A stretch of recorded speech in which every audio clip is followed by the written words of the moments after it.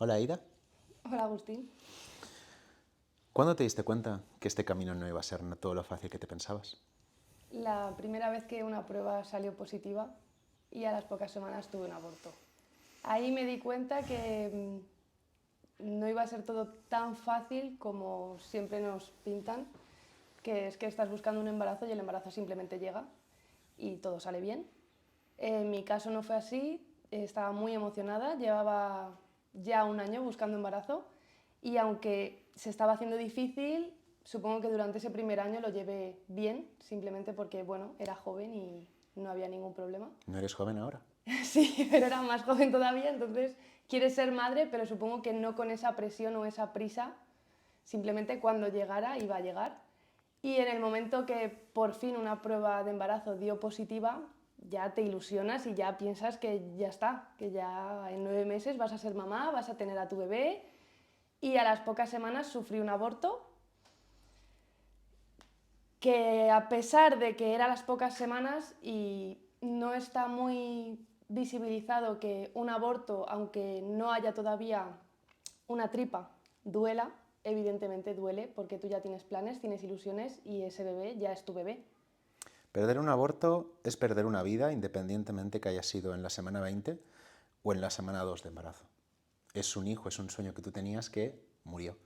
Sí, Y cualquier momento en el que se realiza esa pérdida es una pérdida y tenemos que valorarla como tal. es una pérdida bastante dolorosa y además empiezas a pensar que la gente a tu alrededor no lo entiende porque empiezas a escuchar comentarios del estilo de, bueno, todavía no había un bebé en la ecografía, hubiera sido más duro si hubiera pasado en un estado más avanzado. Entonces la gente de tu alrededor empieza a infravalorar tus sentimientos, tu dolor, y es mucho más difícil pasar ese duelo porque digamos que no lo ves reconocido. Llegas a pensar que a lo mejor estás exagerando, pero tus sentimientos dicen todo lo contrario y no puedes evitar tenerlos. En esa situación, ¿quién te ayudó, Aida? En esa situación me ayudó mi madre y mi pareja. Supongo que son los únicos que, aunque ahora ya más gente lo entiende, pero desde un principio son los únicos que sí que han apoyado mi dolor, han entendido lo difícil que es esta búsqueda, han entendido todo y siempre han intentado que yo me sintiera comprendida. Aunque sé que en muchas ocasiones a lo mejor ellos no podían comprenderme, pero han hecho por hacerlo. A mi alrededor ha costado más y es verdad que yo al principio me cerré mucho porque sabía que la gente de mi alrededor no me entendía y eso hace que no te expreses. Y creo que un punto clave es que cuando tú empiezas a expresar que tienes infertilidad, que has tenido un aborto, que es doloroso, que todo esto es real, empiezas a sentirte mucho mejor. Porque mientras estás callado, eso sigue ahí dentro de ti y creo que se te hace mucho más bola que cuando ya por fin consigues superar esa vergüenza o no sentirte comprendido o que no compartan tu opinión sobre esto y te abres y te da igual lo que vayan a pensar o no. Oye, mira, yo estoy mal, a mí esto me duele, para mí he perdido un hijo y me da igual lo que pienses. Y creo que en ese momento yo desahogué mucho. Entonces, ¿podrías decir que una persona que está al lado de otra que está sufriendo un proceso de infertilidad, no hace falta que lo haya vivido, no hace falta que haya perdido a alguien? ¿Qué tiene que Mm, hacer esta persona? Esta persona tiene que acompañarte, apoyarte y entender que aunque no sea capaz de ponerse en tu situación, tú estás pasando por un mal momento, como cualquier persona que pasa una enfermedad, no tienes que sentir esa enfermedad tú para entender que está pasando por un mal momento y que necesita todo tu apoyo, que está en una lucha y si no estás a su lado, la soledad al final agrava todos los problemas. Entonces, simplemente tiene que estar ahí y apoyarte. Ya está, que la persona no se sienta sola. No tienes que entender qué está sintiendo. Te entiendo perfectamente. Vamos un poco más a los específicos. Tú ahora ya llevas bastante tiempo arrastrando una infertilidad, ya podríamos decir que tienes más máster en infertilidad que muchos profesionales que nos dedicamos a esto. ¿Qué te hubiera gustado saber al principio que sabes ahora? Me hubiera gustado saber que no había que esperar un año para empezar a buscar el problema. ¿Por qué esperaste un año? Porque los médicos supongo que por protocolo, estipularon que hasta que yo no llevara un año buscando un embarazo no había ningún problema que solucionar. Simplemente pues te estaba costando un poco más y ya está. Entonces, Esto realmente es correcto, realmente los protocolos, sobre todo los que vienen de la Organización Mundial de la Salud, especifican que infertilidad se considera un año de tener relaciones normales y no quedarte embarazada. Pero también es fácilmente entendible que esta es una situación que no concuerda fácilmente con la realidad de las mujeres que sufrís en la infertilidad. no concuerda porque mi problema hubiera sido el mismo hace 2 meses después de buscar embarazo, 1 año, 3 años, 5 años, hubiera sido el mismo. Entonces, eso por un lado. Y otra cosa que me hubiera gustado saber es que no tienes que esperar a tener 2 abortos, 3 abortos, 4 abortos para que investiguen cuál es la causa de tus abortos. Creo que en el momento que hay un aborto, normalmente va a haber una causa que hay que solucionar. Más allá que eso, yo, por ejemplo, te pongo un caso de una chica que no es que tenga abortos, es que no se consigue quedar embarazada. Tiene relaciones, incluso puede hacer inseminaciones, incluso le transfieren embriones. Pero no se llega nunca a quedar embarazada, siempre son betas negativas. ¿Esto también entraría dentro de esto? ¿Hace falta que aborte 3 Claro, veces? ¿hace falta que viva todo ese proceso para que me hagan caso? Tampoco. Al final el cuerpo de la mujer está preparado para concebir. Y aunque yo no digo que el primer mes, el segundo, bueno, que entre dentro de lo normal porque, bueno, pues no has aprovechado tu fase fértil, no sabes muy bien, bueno, pero en el momento que ya empieza a pasar el tiempo, la mujer está preparada para concebir, en mi opinión, todos los meses. Todos los meses es fértil, todos los meses hay un óvulo, si todo va bien, y no tienes ciclos anovulatorios ni cosas así. Entonces creo que en el momento que a una mujer le cuesta quedarse embarazada, hay un problema que hay que investigar y solucionar. Que en mi opinión creo que casi siempre tienen solución, si se llega a la raíz del problema. Muy cierto. La mayoría de infertilidades o tienen una solución o al menos podemos tener la certeza de que no hay solución y para eso ya hay otras está. opciones. Antes te había preguntado, Eida, de aquellas personas que te ayudaron en tu proceso. Me gustaría preguntarte lo opuesto. ¿Qué personas, qué comentarios no solo no te han ayudado, sino que te han hecho tirar para atrás? A ver, las personas que menos me han ayudado, y con todo el dolor de mi corazón, han sido los médicos. Aunque es verdad que muchísimos médicos me han ayudado y de hecho han sido los que han conseguido encontrar mis problemas, ha habido muchos otros porque he tenido que pasar por muchísimos médicos hasta que me han conseguido hacer caso, ha sido de ir de un especialista a otro especialista. Los médicos han sido en ocasiones muy crueles, a mi parecer. ¿Crueles cómo? Detalles. Crueles de no pasa nada, eres muy joven, tienes tiempo, no tienes nada, así que no te obsesiones. Creo que un médico te diga esto está totalmente fuera de lugar. No solo un médico, pero si te lo dice un familiar duele igual. Claro, si te lo dice un familiar duele, pero un familiar no va a solucionar tu problema de infertilidad. Entonces, que tú vayas a esa persona, a ese especialista, que es toda tu esperanza para solucionar ese problema y que puedas ser madre y te diga que no te obsesiones, ahí ya es que... Pero ¿cómo no vas a obsesionarte? Si tú llevas intentando, buscando un Claro. hijo y no lo estás consiguiendo, ¿cómo no te vas a obsesionar? Es que te obsesionas y de hecho si no te obsesionaras, en mi opinión, vale, creo que hay que encontrar el equilibrio entre tu salud mental y la búsqueda de embarazo, evidentemente. No creo que esa obsesión llegue a afectarte como para que te destroce por dentro, pero si yo no me hubiera obsesionado con este tema, no hubiera ido a 1000 especialistas y no hubieran encontrado en ningún momento cuál era la causa de mis abortos. Entonces al final veo que mi obsesión sí ha tenido un fin. Entonces podrías decirle a nuestras oyentes y escuchantes que si en algún momento tú detectas que hay algo que no está funcionando, ya sea porque no te estás quedando embarazada, porque sistemáticamente abortas, porque está pasando mucho tiempo, que canalices esta obsesión en buscar una solución. Sí, creo que lo que tenéis que hacer es canalizar e informaros, más que culparos y que vuestra obsesión sea pensar todo el rato en no tengo un embarazo porque tengo infertilidad y esto hace que yo sea peor, porque al final es lo que pensamos, que no estamos bien y nos autoculpamos. Lo que tenéis que hacer es canalizar, buscar información, investigar, ir de un especialista a otro porque ninguno te va a decir exactamente lo mismo, tristemente, pero es así, hasta que realmente encuentres tu problema, porque la infertilidad tiene un problema raíz y se puede encontrar. Completamente de acuerdo con las que has dicho, Aida. Siguiendo en la línea de la obsesión y de buscar una respuesta, creo que la palabra clave en este momento es la esperanza, porque si tú no te metes en todo este proceso si no esperas que pase algo y obviamente que sea algo positivo. ¿De dónde sale esta esperanza? No lo sé. Yo muchas veces lo he pensado y es en lo único en mi vida que creo que hubiera estado tanto tiempo persiguiéndolo a pesar de que pasen tantos años. Creo que es el sentimiento de ser madre, el sentimiento de querer tener a tu hijo supera todos los obstáculos. Hace que no te rindas, no sé por qué, porque realmente yo si hubiera sido cualquier otro tema me hubiera rendido hace muchísimo tiempo, pero nunca he conseguido perder la esperanza de que estoy convencida que en algún momento conseguiré ser madre. Y es que no la he perdido. ¿Por qué hay gente que la pierde? Porque es muy duro el camino. Y lo entiendo perfectamente. Lo primero, médicamente no nos lo ponen fácil al final. Médicamente no es fácil.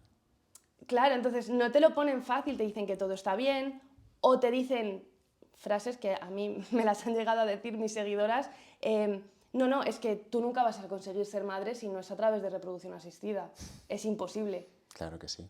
Te lo dijo una bola de cristal o las cartas. Claro, entonces al final te lo ponen tan así a una mujer que le dicen no vas a conseguir ser madre de forma natural, se va a reproducción asistida y no consigue después de 3 intentos de inseminación artificial, 4 intentos de fecundación in vitro, no se queda embarazada. Su cerebro, evidentemente ya por supervivencia, le dice para ya, es que nunca vamos a conseguir ser madres, el médico tenía razón. Entonces al final abandonas, pero ya por tu salud mental, porque es que no puedes estar todo este tiempo pasando un duelo.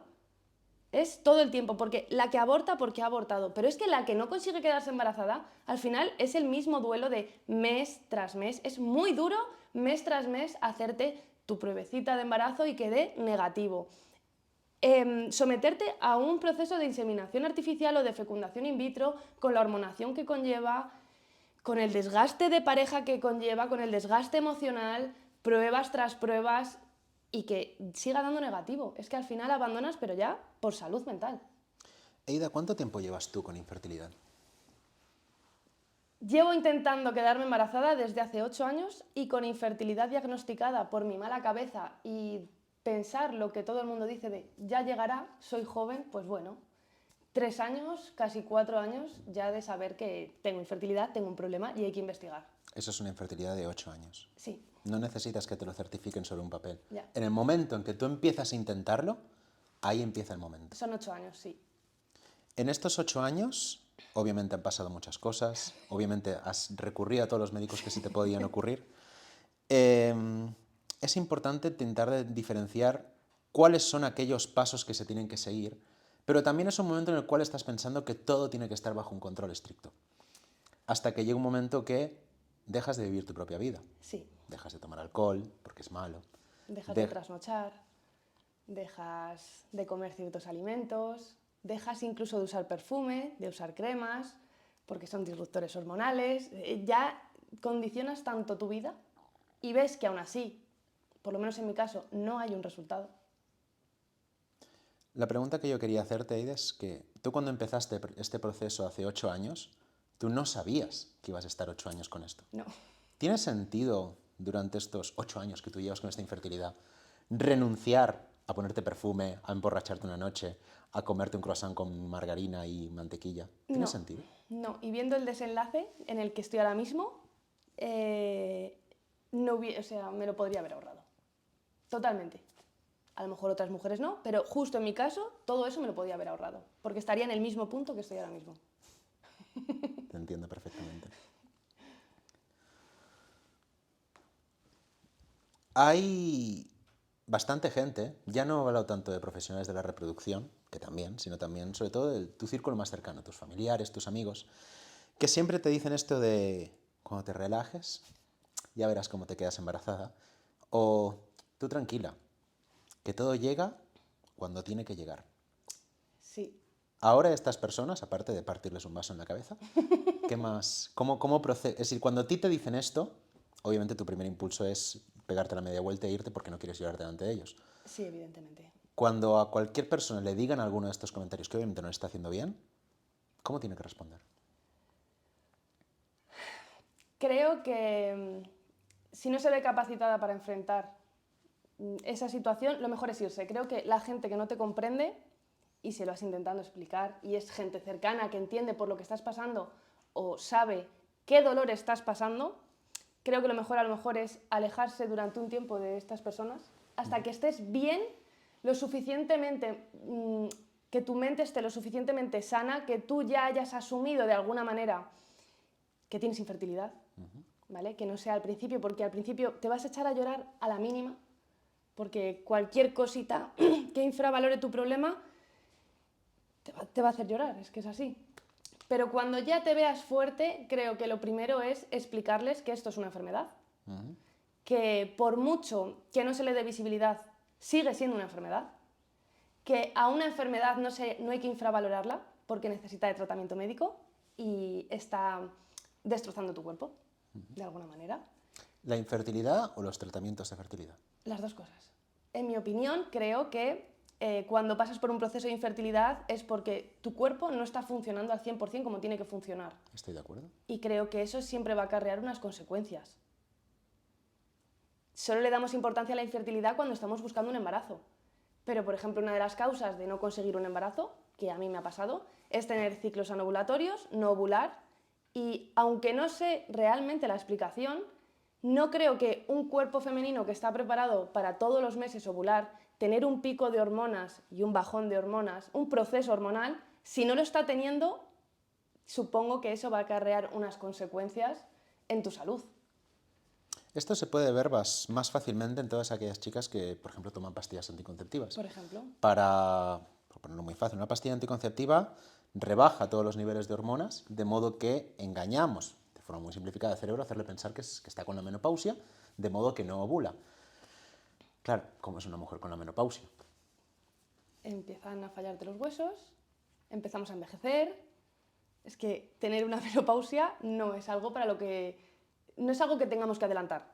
Y no es algo que tenga que vivir una chica de 20 o 30 años. Para nada. Y creo que al final está tan normalizado tomar pastillas anticonceptivas, se toman durante tantos años que normalizamos los síntomas secundarios, los efectos secundarios que provoca tomar estas pastillas.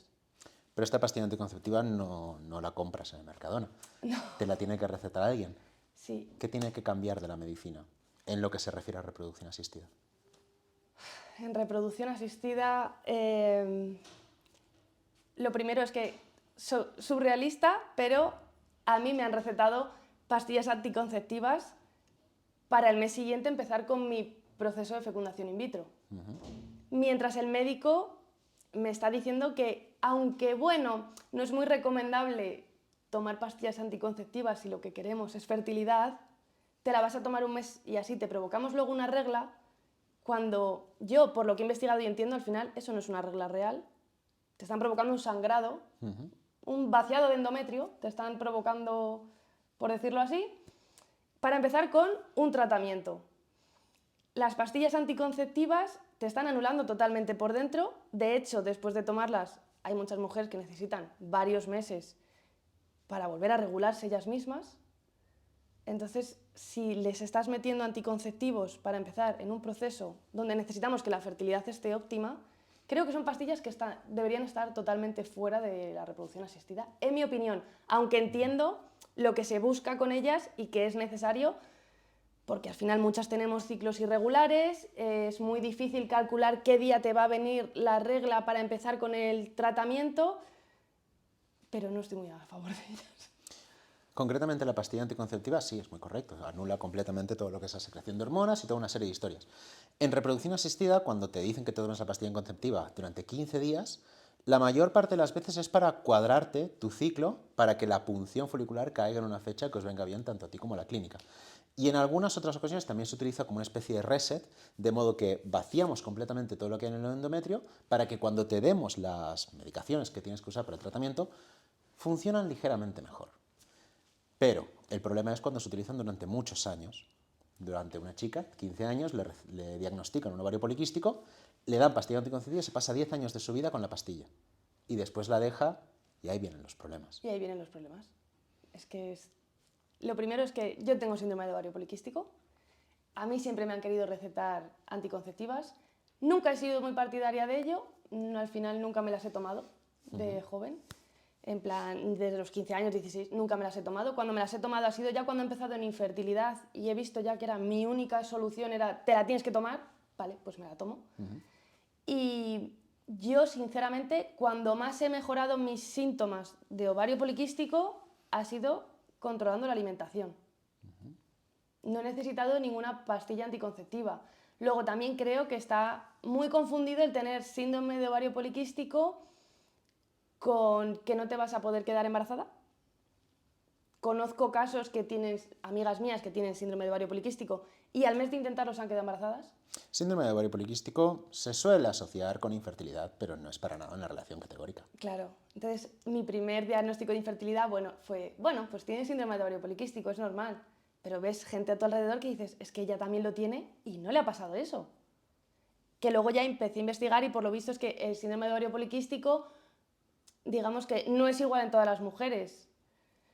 Puede ser androgénico, no puede ser igual en todas las mujeres. No sé muy bien, pero... El ovario poliquístico básicamente tiene 3 patas. Una es cuando haces la ecografía, que ves los ovarios con un montón de bolitas, que es el poliquístico. Sí. Está el exceso de andrógenos, que esto se ve con analítica, que te quitan sangre, te ven tal, pero también se ve que te salen pelitos por la cara, que es una cosa que se llama hirsutismo, demasiada grasa, sería algo por el estilo. Y la tercera pata es problemas con la regla. Tanto falta de, como que se te alargan, se te acortan, o incluso que en vez de estar 3-4 días sangrando, estás 10 días sangrando. Cualquiera de estas patas ya se asocia con un síndrome de ovario poliquístico. Obviamente hay unas tablas y una serie de historias, no hay 2 síndromes poliquísticos iguales. Pero otra cosa que te quería preguntar, Aida, es decir, en el momento en que tú estás mucho tiempo intentando buscar un embarazo en casa, no lo estás consiguiendo y dices, necesito buscar ayuda, ¿cuáles son los pasos que tiene que seguir una persona aquí? A ver, pues lo primero tendrías que ir al ginecólogo, que el ginecólogo te mande las analíticas correspondientes, que en mi opinión cuesta mucho que te manden, que te analicen todo lo que tienen que analizar de una vez. Creo que primero se centran en, por ejemplo, en mi caso, te analizan la tiroides, te analizan que hayas ovulado, que bueno, eso me ha costado más tiempo, pero por ejemplo la vitamina D, a mí me tardaron 3 años en que alguien me dijera, oye, vamos a mirar las vitaminas, y la vitamina D la tenía muy por debajo de lo que tenía que tenerla. Entonces al final creo que te tienen que analizar, muy importante en mi opinión, que te hagan una analítica antes de ovular y después de ovular, para comprobar que realmente ovulas. Porque creo que esto pasa muchas veces por alto y ni siquiera estás ovulando y eso es un problema con fácil solución y fácil de detectarlo al final. Es un problema muy fácil y que claramente no vas a conseguir un embarazo. Y tú cuando entras en la consulta de esta persona, ¿cómo detectas que esa persona te va a ayudar o no? Creo que no lo puedes detectar. Al principio creo que no lo puedes detectar porque tú te dejas guiar por los médicos, son los que entienden de esto. Tú cuando empiezas en la infertilidad no tienes ni idea. Tú llegas y dices, oye, mira, no me puedo quedar embarazada, llevo 1 año intentándolo, bueno, vale, pues voy a hacerte una analítica. Te hacen una analítica y ya esperas a ver qué más, porque en muchos casos la analítica está bien. Si está bien, ¿significa que estás bien? Para ellos en muchas ocasiones sí, significa que estás bien. Si en la analítica todo está bien y en la eco todo está bien, aunque tú no consigas tu embarazo, a mí me han llegado a decir, todo está bien, no hay ningún problema. Si tú estás intentando buscar un embarazo y no lo estás consiguiendo, si la ecografía está bien y la analítica está bien, no significa que estás bien. Significa que lo que está mal es más complejo de lo que podemos detectar con eso. No está tan por encima. Y hay que hacer otras cosas. Y hay que hacer otras cosas. Y de hecho a mí me han encontrado otras cosas cuando realmente se ha empezado a indagar a pesar de que no se veía nada aparente. Porque muchas veces hay muchas pruebas que si no tienes nada en la eco, no te las mandan. Y a mí me las han mandado y a pesar de no verse nada en la eco, luego sí había un problema. Pero en la eco no se veía. Y a pesar de hacerme eco transvaginal, eco 3D, no se veía. Es que formas de mirar el útero hay muchas y la ecografía es la más fácil porque es la más accesible. Claro. También está la histeroscopia, que es meter una cámara y ver qué está por dentro. También está la histerosalpingografía, que es que se mete un líquido, se ve cómo se va filtrando. También hay ecografías por el abdomen para ver a ver cómo están las tripas organizadas. Hay muchos tipos de análisis que se pueden hacer para ver a ver cómo está la matriz, la chapa y pintura de lo que es el útero y las trompas. Pero después están todas las partes moleculares, toda la genética y todo esto. ¿En qué momento crees que tendríamos que recurrir directamente a genética y molecular? Cuando ya no saben qué más mirarte. En mi opinión, a ver, como que primero entiendo que se mire lo fácil, ¿no? Sí, lo más lógico. Lo más lógico, ¿no? Que te miren y digan, oye, mira, la salpingografía no hay nada. Tus trompas son permeables, todo está bien. En la histeroscopia no hay nada, o lo que hay lo hemos podido resolver, pero aún así no llega ese embarazo. La analítica, todo está bien, estás ovulando perfectamente. Ahí, evidentemente, hay que ir a genética. Porque es verdad que puede llegar a haber una incompatibilidad genética. La infertilidad es un camino exageradamente largo, que tristemente no sabes lo que te va a durar. Ya para terminar, Eida, me gustaría preguntarte, si todo este proceso que has vivido tuviera que tener una banda sonora, ¿cuál sería? Pues mira, no sé cómo se llama, sinceramente, pero si tuviera que elegir una canción, elegiría la banda sonora de Braveheart, porque me parece una lucha llena de esperanza. Muy bonito. Muchas gracias por tu tiempo, Eida. Gracias, Agustín. Puedes coger un pato.